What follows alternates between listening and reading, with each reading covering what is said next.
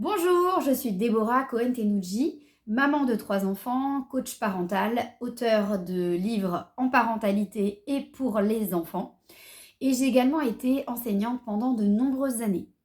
Alors bien que j'ai adoré mes années d'enseignement, quand je suis devenue maman notamment, je me suis rendu compte qu'il y avait beaucoup de piliers que l'école n'avait pas pour vocation de transmettre à nos enfants. Et pourtant, pour moi, ce sont des valeurs essentielles à la construction de leur personnalité. Je vous propose aujourd'hui 10 choses que l'école n'apprendra pas à vos enfants.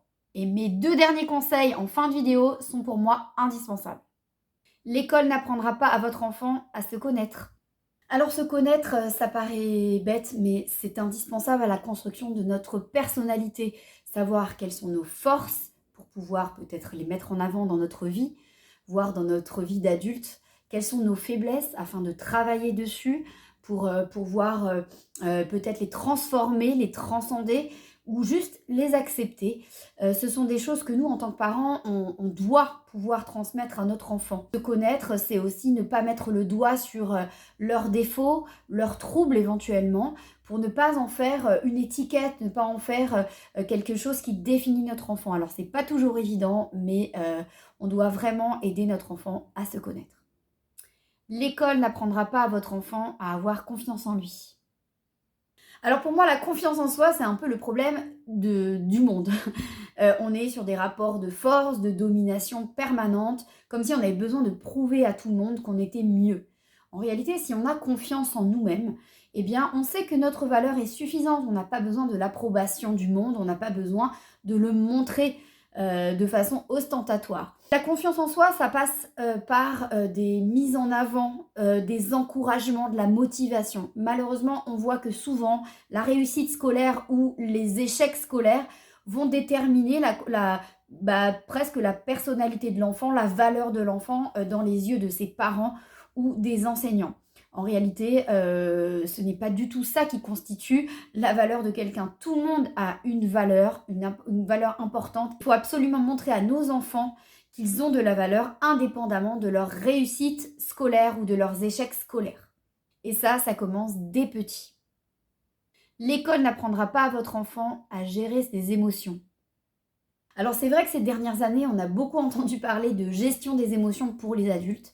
Alors que nous, quand on était jeunes, on ne nous en a pas vraiment parlé. C'est vrai qu'à la lumière des recherches en neurosciences, on s'est rendu compte que savoir identifier, nommer, gérer nos émotions, ça permettait de nous rendre plus forts. Savoir reconnaître notre émotion, par exemple la tristesse, ça ne fait pas nous un pleurnicheur ou quelqu'un de faible. Mais l'idée, c'est de savoir comment faire pour la gérer.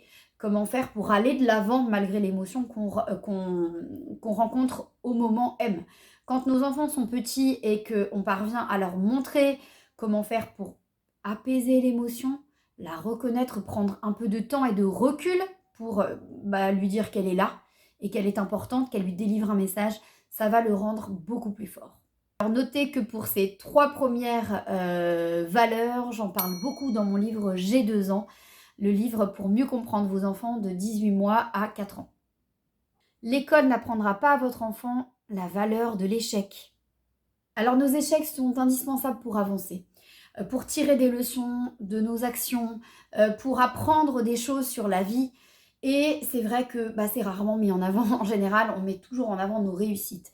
Or, l'échec, quand on est bébé, on tombe et on se relève et on va de l'avant.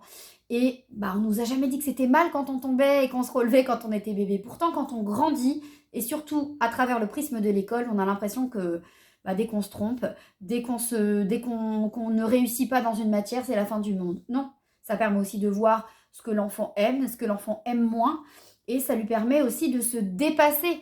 Donc c'est très important, et d'ailleurs c'est beaucoup plus mis en avant aux États-Unis par exemple. On va écouter beaucoup de coachs américains qui vont parler de se relever, etc.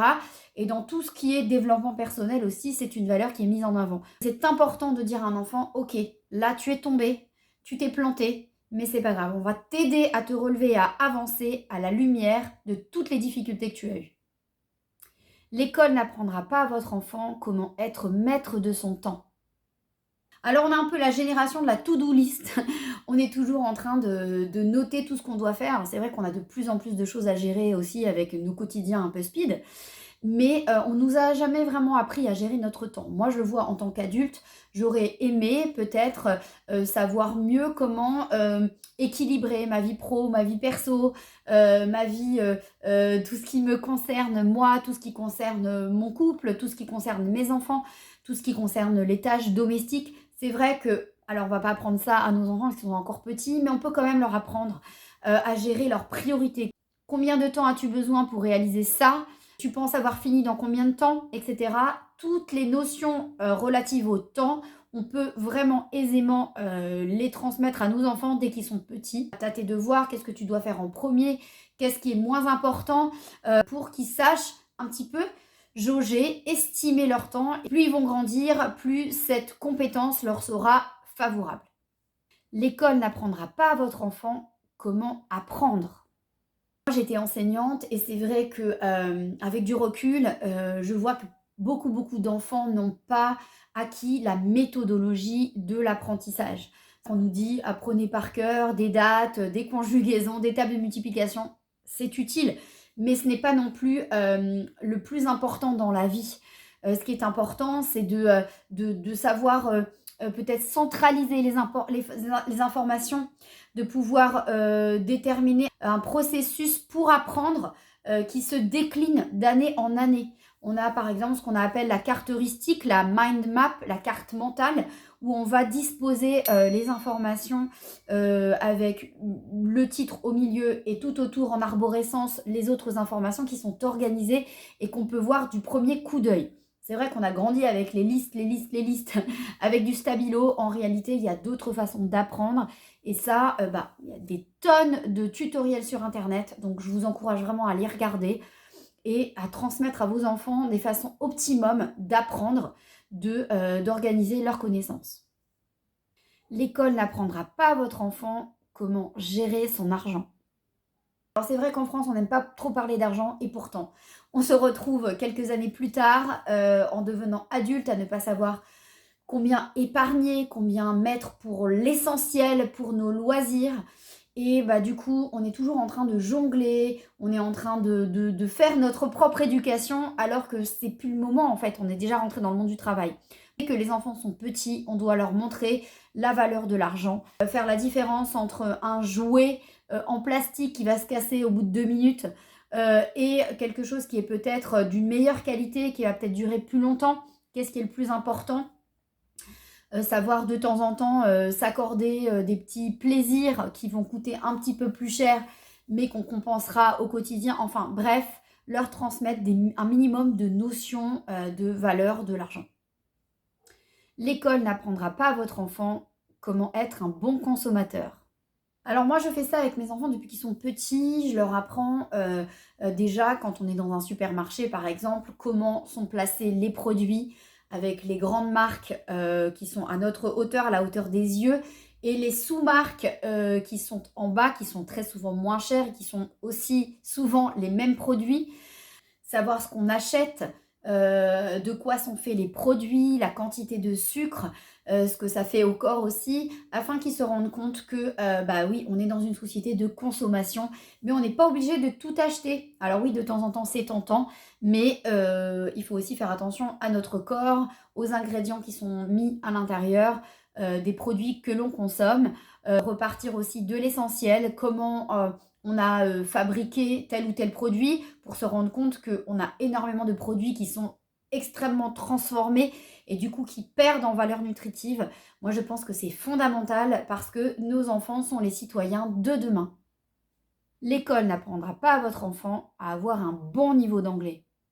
Nous, les Français, on n'est pas hyper bons en langue, on ne les met pas beaucoup en avant. Parler en anglais, c'est indispensable aujourd'hui. Mais je parle pas juste de marmonner des petits mots Brian is in the kitchen. Je parle d'avoir un niveau suffisant pour avoir une conversation avec un anglophone ou quelqu'un dans le monde entier qui va aussi pouvoir parler en anglais, ou bien avoir des conversations professionnelles dans quelques années. Un ado qui n'a pas un niveau correct en anglais est en position de faiblesse, par exemple lors d'un entretien d'embauche. On peut mettre les films en anglais avec sous-titrage ou sans sous-titrage, ou les dessins animés que nos enfants connaissent bien. On peut leur faire écouter l'accent, on peut leur mettre une appli pour apprendre l'anglais, on peut parler en anglais avec eux. Moi, je fais ça à la maison avec mes enfants parce que j'ai un niveau quand même suffisant.